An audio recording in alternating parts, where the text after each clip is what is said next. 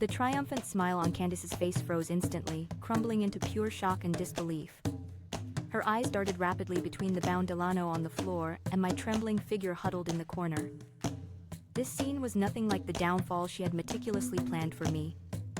Jesse Ellis skidded to a sharp halt right behind her, his mouth falling open in stunned confusion. The crowd of party guests craned their necks forward, quiet, confused whispers rippling through the room as they tried to process the unexpected sight. Now it was my turn to take control of the stage. I let out a broken, choked sob and scrambled unsteadily to my feet. I stumbled toward the crowd until I spotted the elegant, respected Lady Annabelle, clinging tightly to her arm as if she were my only lifeline in the chaos. This man, I cried out, my voice shaking violently with well-crafted terror enough to stir anyone's sympathy.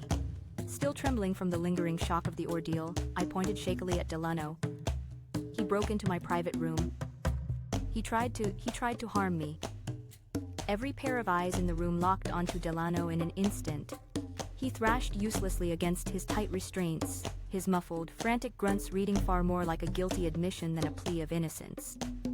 Candace snapped out of her stupor in a heartbeat.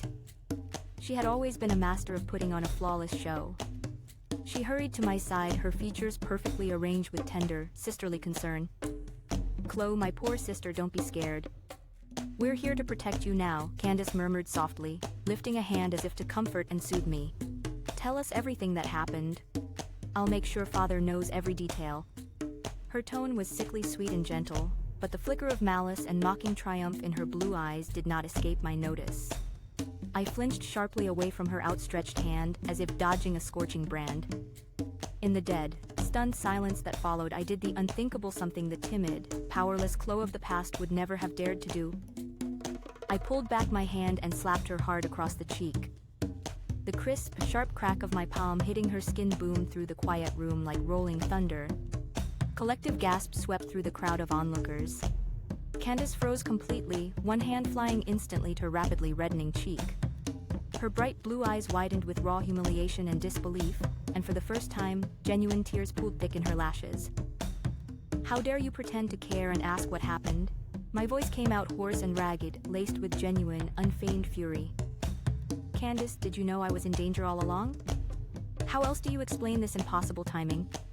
This perfectly staged rescue of yours?" I turned to face the gathered guests, my voice rising clear and steady for everyone to hear.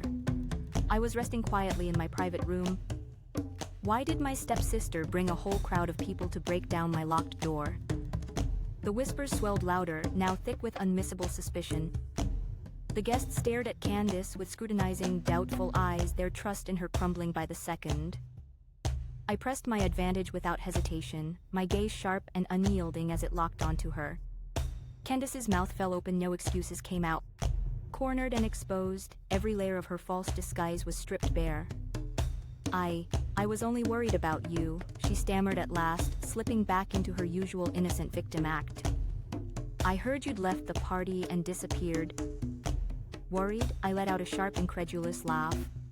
Worried enough to force open a locked private room? Is this how the How Pack respects its own members' privacy? Do you truly believe the Alpha's daughter deserves no peace, no private moment to herself? I wielded the title my father had once used to suppress me, turning it into my shield and my weapon. I caught several senior pack members nodding quietly in agreement. In Wolf Pack tradition, privacy and boundary rules were sacred, and Candace had clearly, blatantly violated them. Jesse Ellis stepped forward at once, ever the loyal knight ready to defend Candace. "Chloe, how can you be so cruel to her? She only came here to help you." His voice was sharp and accusatory, painting me as the unreasonable, ungrateful one. I snapped a cold, contemptuous gaze straight to him. "And you, Mr. Ellis, what part do you play in this little performance? If I'm not mistaken, this is my private chamber. You have no right to be here at all." My calm, logical rebuttal only made their suspicious actions look far more damning. I turned my back on them both and strode firmly toward Delano.